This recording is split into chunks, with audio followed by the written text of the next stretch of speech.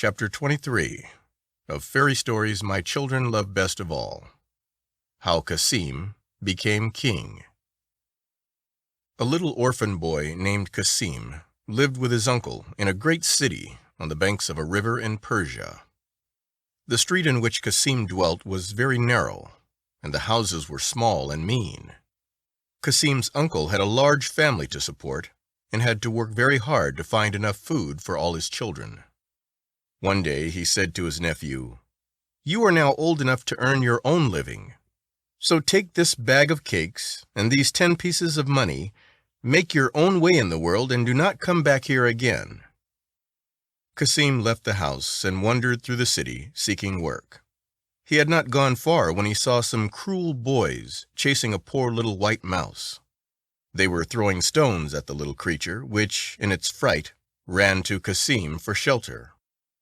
Cassim stroked it gently and said, "Well, mousie, since you have come to me for safety, I will see that nobody hurts you." The boys then came running up, and one of them cried, "That mouse belongs to me. Give it to me, for I want to kill it." "Not if I can help it," said Cassim.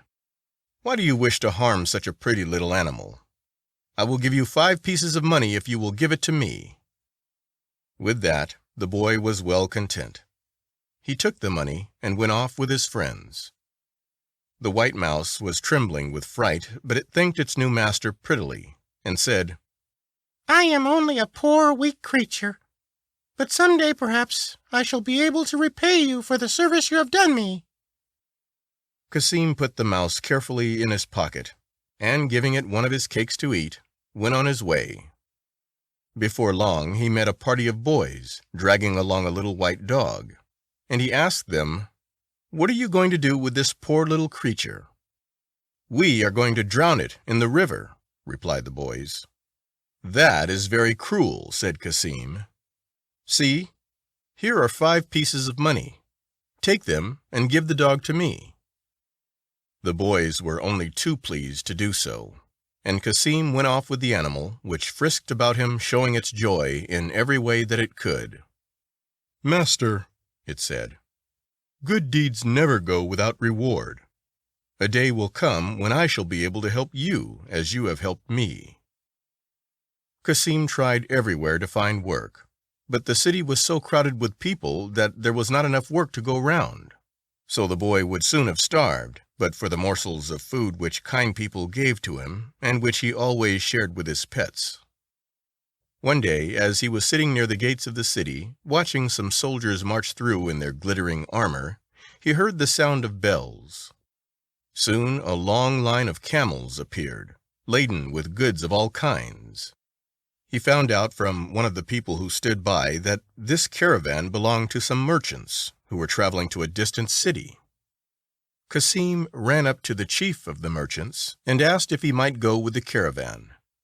"Nobody seems to need me in this city," he said, "but there are hundreds of ways in which a boy like me could be useful to you upon the march." "Very well," said the merchant, rather roughly. "You may come if you like. I dare say we can make use of you."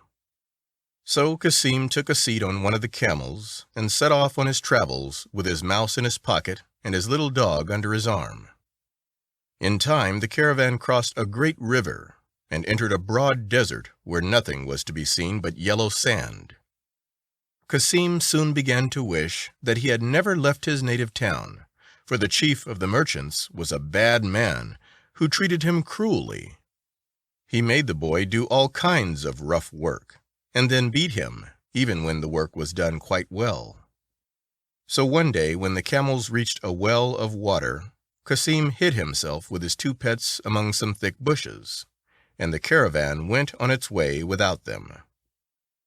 When the merchants were quite out of sight, the boy crept from his hiding place, and as he had been many hours without food, he looked about for any scraps that the men might have left behind, but he could find nothing at all. "Oh, doggie dear," he said, "I fear I have brought you here to die of hunger, for there is not a morsel of food to be found." "Do not worry about me, master," said the dog. "I shall find something good for all of us. Never fear." And the mouse cried out in his little piping voice, "Do not despair, master. We have at least plenty of water. Let us go and quench our thirst." So they all went off to the well to take a drink of water. And there by the side of the well they saw a silver fish shining on the sand. It was gasping for breath and almost dead, for it had jumped from the water to catch a fly, and had been unable to reach its home again. "Poor little fish," cried Cassim, as he picked it up and dropped it back into the water. The fish lay quite still for a moment near the surface, and then darted down into the depths of the well. Soon, however, it returned with a glittering ring in its mouth, and this it laid on the sand at the edge of the well, close to Cassim's feet. "You have saved my life," said the fish, "and I am deeply grateful to you. As a reward, I have brought you this ring from the bottom of my well. Take good care of it, for it has magic powers. You have only to rub it, think of anything you want, and you will see it before you." So saying, the fish darted back again into the blue depths, without waiting for a word of thanks. "Oh, this is really splendid!" cried the dog, frisking about in delight. "We shall all have a good dinner now, and without the trouble of cooking it." "Yes, yes," piped the mouse. "Rub the ring quickly, master, and see if it can do for you all that the fish promised." Cassim rubbed the ring, wishing at the same time for something to eat. At once a white tablecloth appeared, on which there were 12 silver plates, 6 covered with rich meats, and 6 with delicious fruits. What a feast the boy and his 2 friends had! "Now, master," said the dog, "you must make good use of your magic ring. Rub it again, and this time wish for something grand." "Ah, you must be more patient," said Cassim, laughing. "We must not give this ring too much work to do all at once. Still, just to please you, I will wish once more. But my wish is such a great one that I do not think the ring will be able to grant it." Never mind," squeaked the mouse. "Let us hear your wish." "Well," said Cassim, "I wish to find in the morning, in this desert place, a city with temples, lakes, and gardens. In the middle of the city I want a shining palace with plenty of horses, chariots, fine food, and all good things. I wish this well to become a broad river, flowing through the land and making it fruitful. And lastly, I wish the city to be filled with people, all ready to greet me as their king." "This is indeed a great wish," said the dog. "I think that the ring will be kept very busy tonight, if it is to do all that you ask before morning."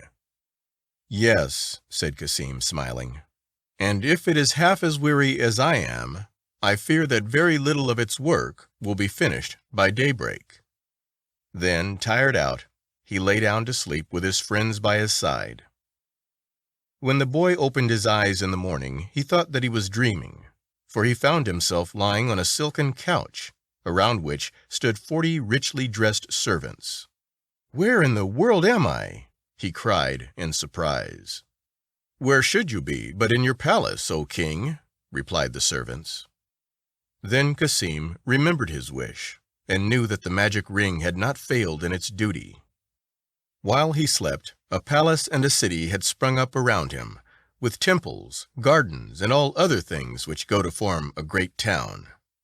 A broad stream flowed over the land, and in one night an empty desert had been changed into a country full of people. The boy sent for a chariot and drove out into the city. Around him rode 500 guards, all splendidly dressed and with drawn swords. Wherever he went, the people crowded to see him, waving their hands and shouting, "Long live our king!" Cassim lived happily in this fine palace, and his pets shared in the good fortune which had come to their master. The dog had a pretty little 4-roomed house in the gardens, while the mouse had 2 tiny rooms inside the palace. They never knew what it was to be hungry, and they frisked and played all day long to their heart's content. Not quite a year had passed by when, one day, the very merchant who had treated Cassim so badly found this busy city where once there had been nothing but a lonely desert. He went to the palace and asked Cassim how it had all happened. The boy thought that he had nothing now to fear from the merchant, so he told him of the magic ring, and how it had raised a palace and a city in a single night. "That must be indeed a wonderful ring," said the merchant. "Would it be asking too much of you to let me see it?" "Not at all," replied Cassim. "Here it is upon my little finger."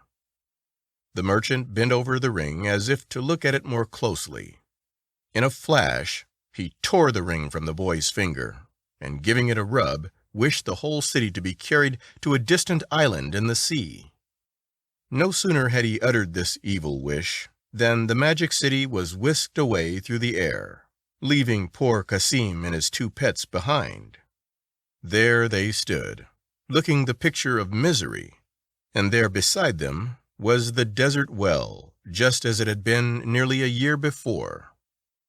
Cassim shed bitter tears at the loss of his beautiful city, but his faithful dog thrust his nose into his master's hand and said, "Do not be so sad, dear master. You have lost your city, but you still have two little friends who will never forsake you." "Yes, you have indeed," cried the mouse, running up the boy's leg and perching himself upon his knee. "You saved our lives when we were going to be killed by cruel boys. Now it is our turn. Trust to us, and we will recover for you all that you have lost." "Thank you, you dear little creatures," said Cassim. "Your kind words put new life into me, and I will no longer sit and weep like a baby. Let us set off in search of the lost city and the magic ring." So off they went and began their long journey in good spirits. They traveled on and on, through great deserts and over high mountains, but they could find nowhere a trace of the city for which they were seeking. After walking for about 3 months, they came to a wood near the seashore. As they were sitting at the foot of a tree making a meal of some morsels of food which had been given them, they heard a bird talking to a friend among the leaves. "Today," said the bird, "I flew over a palace in the sea so beautiful that I could not help staying to admire it." "Did you, indeed?" said his friend. "And where was this palace?" "If you look carefully over the waves," replied the first bird, "you can just see it." Cassim was delighted when he heard this, for he knew that the palace could be no other than that which had been stolen from him. But how was he to reach it? He had no boat, and he could not swim. "This is our chance to help you," said his dog. "I can swim, and Mousie here is very nimble. He shall sit on my head, and I will carry him to that great city in the middle of the sea. If we cannot bring you back your magic ring, then we are not worth calling your friends."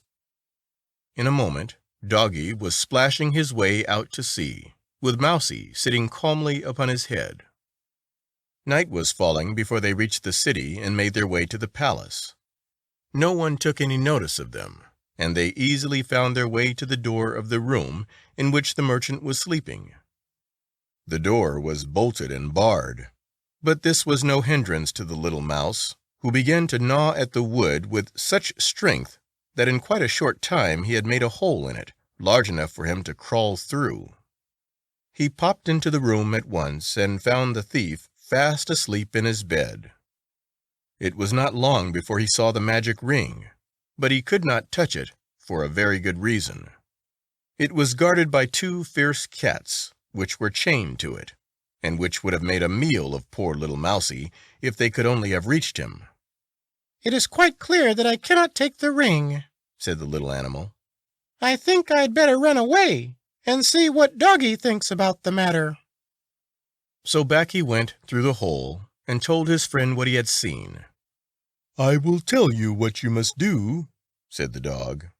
"Set to work to gnaw the merchant's hair. Then he will have the cats chained to his pillow in order to keep you away."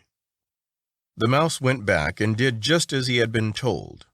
The sleeper was so much annoyed at the tugs at his hair that he had the 2 cats chained to his pillow, No sooner had he fallen asleep again than the mouse seized the magic ring and ran off with it as fast as he could. The two friends quickly made their way to the seashore and swam across the water to the place where Cassim was waiting for them. How pleased the boy was to have his ring again! He rubbed it without delay and wished the city back in its old place. In less time than it takes me to tell you, the city returned to where it had stood before. The people were pleased to see their king again, and Cassim ruled over them in the greatest happiness for the rest of his days.